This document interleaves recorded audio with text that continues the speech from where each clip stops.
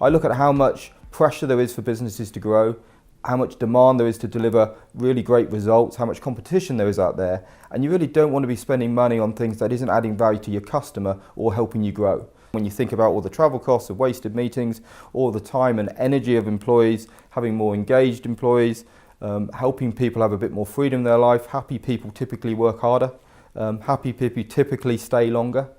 So we do find those companies that absolutely embrace flexible workings do have lower churn, and they do have abilities to attract better employees and new people as people are coming into the work environment looking for things slightly differently than before. Challenges come from the employee. Maybe they're feeling a bit disengaged, maybe they are feeling remote. They could be suffering from isolation, they could feel their voice isn't heard, and they could feel they're almost an individual contributor rather than part of a bigger goal or a bigger company. From an employer perspective, they may have fear of people actually working when they can't see them.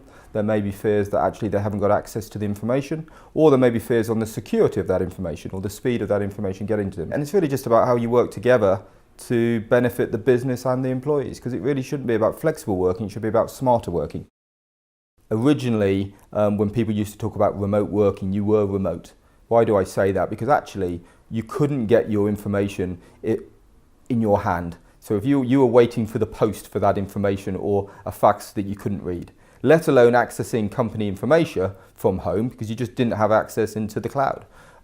So you were very remote. Flexible working is very different, because actually if you're worried about having information, you can grab that information by using technology. So although companies may be fearful of that, if you put the right security and data protocols in, you can give people access to the same information if they're in their head office or if they're in their home or if they're in the coffee shop. They're expecting all this immediacy of response because they have it in their personal lives at a very early day. So when they come into work, they just expect to have access to information. They expect quick response at ridiculous response times. And it's really just breaking down the communication and speeding everything up. And that's what the customer wants. They want quick responses, they want quality responses, but speed has become such a critical differentiator now.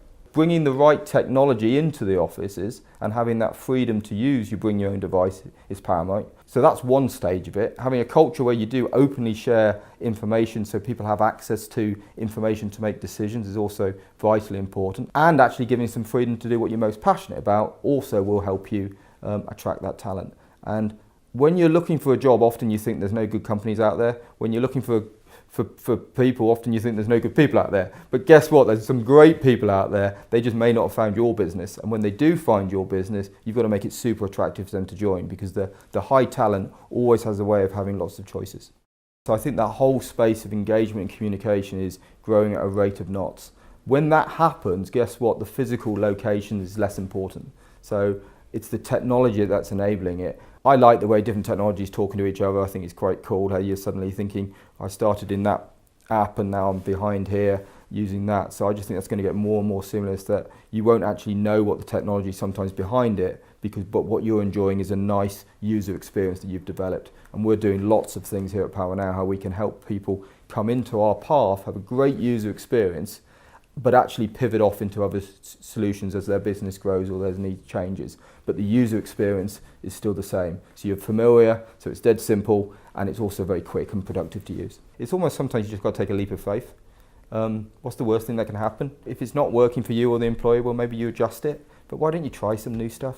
Because you might get some huge business benefits out of it. So I think it's the fear of change and going back to some of that command and control status.